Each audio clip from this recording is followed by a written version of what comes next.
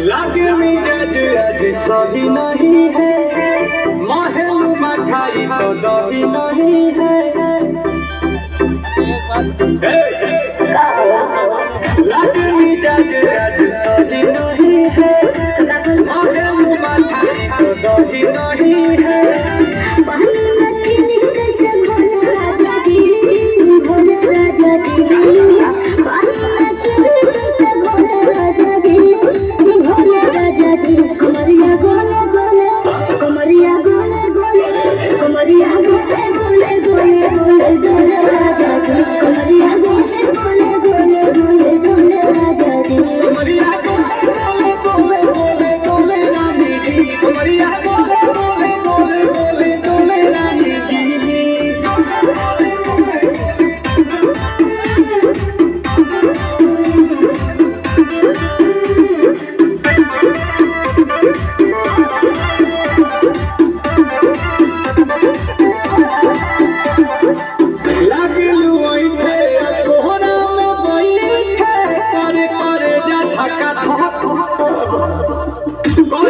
झूठे की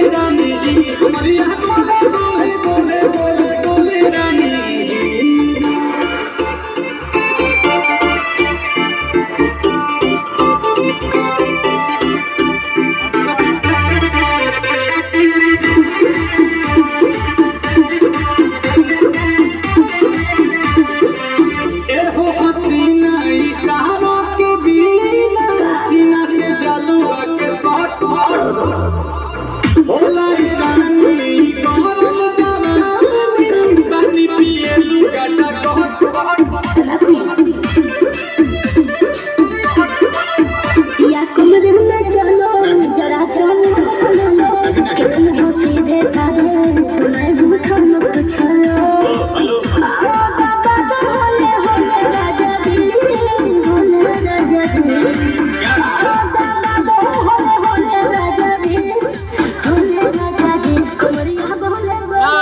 कमरिया बोले बोले कमरिया बोले